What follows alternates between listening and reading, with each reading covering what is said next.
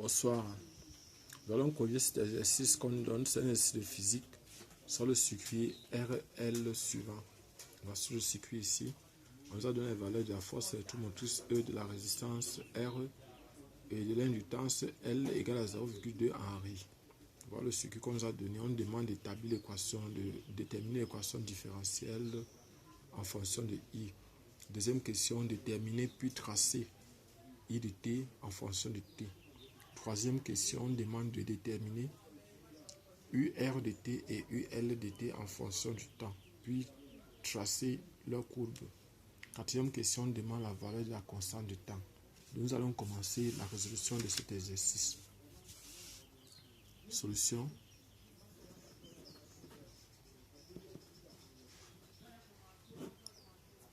Solution, on demande de déterminer l'équation différentielle. Nous allons faire le montage du circuit ici. On a la résistance, ici là on a la bobine, ici on a le générateur, nous avons le générateur ici. Donc ici c'est L l'inductance, ici c'est E la force électromotrice. Nous avons la force électromotrice ici. Ce qu'il faut savoir c'est que lorsqu'on a un circuit de ce genre, on va déterminer l'équation différentielle. 1. L'équation différentielle.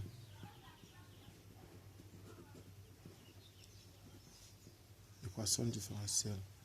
Ça va déterminer, on va mettre moins ici, ici on va mettre plus. L'intensité entre par la bonne moins et sort par la bonne plus. Ici c'est un récepteur.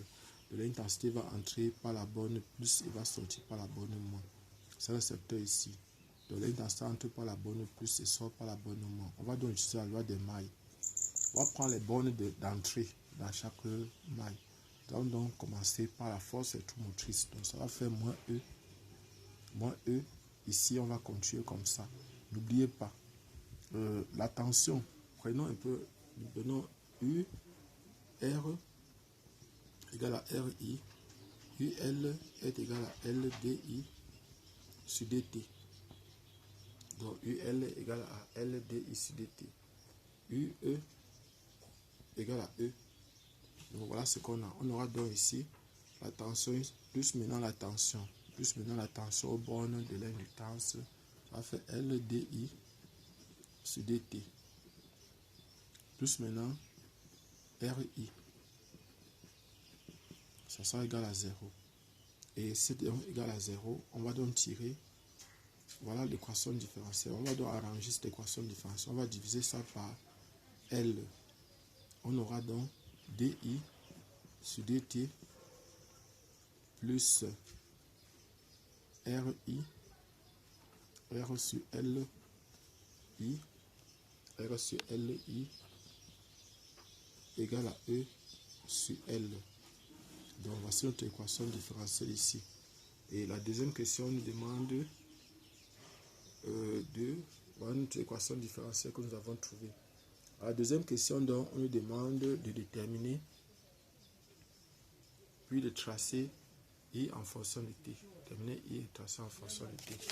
Donc ce que nous allons faire maintenant, nous avons notre équation. On va reprendre notre équation différentielle. Donc 2. Résolution. Nous allons résoudre l'équation différentielle. Résolution de l'équation différentielle.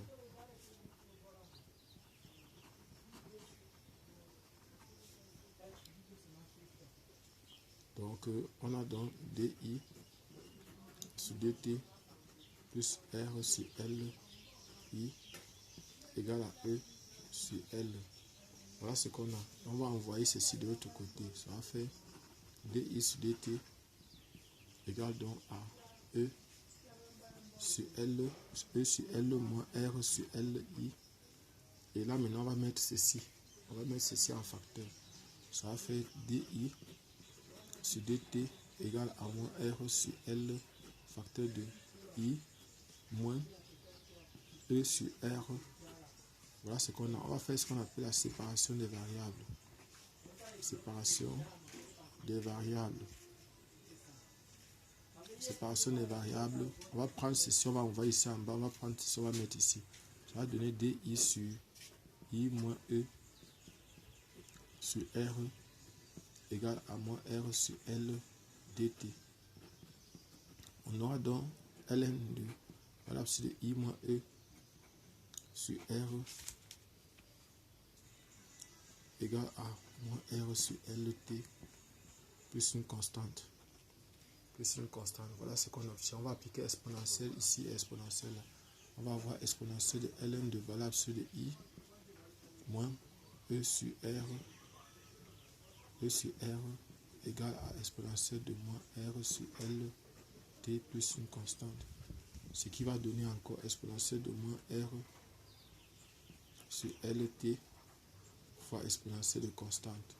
Donc on va donc avoir ici I moins, donc on va avoir ici I moins E sur R égale à A exponentielle de moins R sur LT. Voilà ce qu'on aura. A t égale à 0, on va supposer que a t égale à 0, ici, I est égal à 0. Ce qui fait qu'on aura donc moins E sur R égale à A. La constante c'est moins E sur R. Donc on a I moins E sur R égale à moins E moins R moins E sur R exponentielle de moins R sur LT. Et on va donc tirer I. On a donc I de T. I de T est donc égal à E sur R facteur de 1 moins exponentielle de moins R sur LT. Voilà ce qu'on a. Donc, voilà ce que nous avons. Et puis maintenant, voilà ce que nous avons. On a trouvé la solution I de T. On va tracer I en fonction de T. Ça, c'est I de T ici. Ici, là, ça, c'est le temps T. Ça, c'est 0. Donc, on va avoir une courbe comme ça. Ici, donc, c'est E sur R.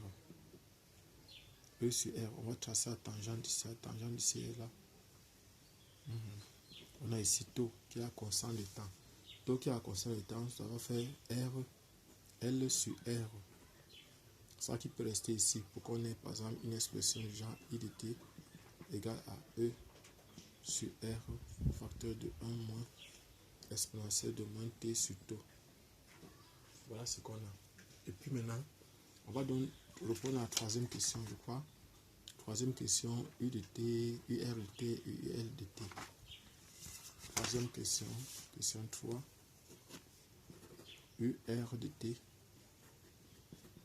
égale à RI. Donc c'est égal à RI. On a R donc facteur de I. I c'était E sur R.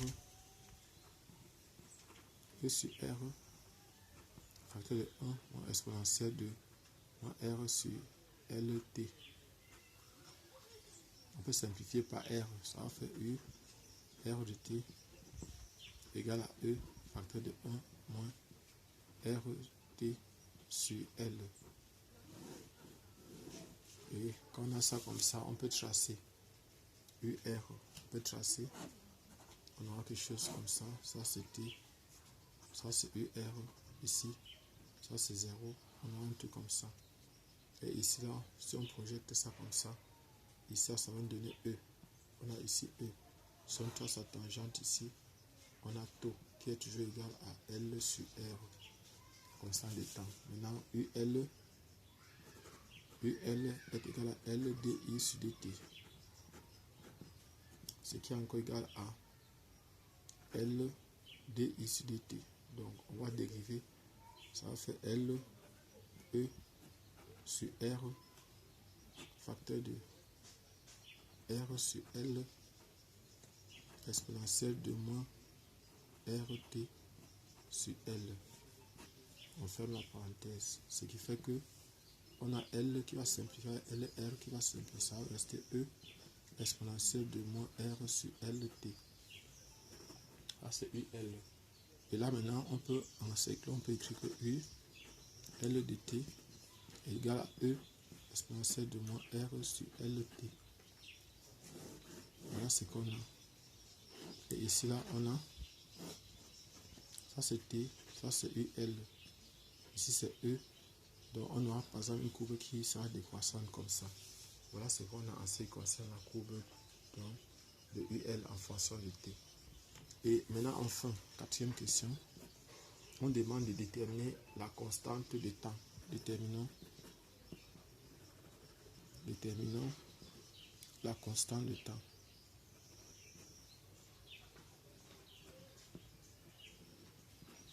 De tantôt.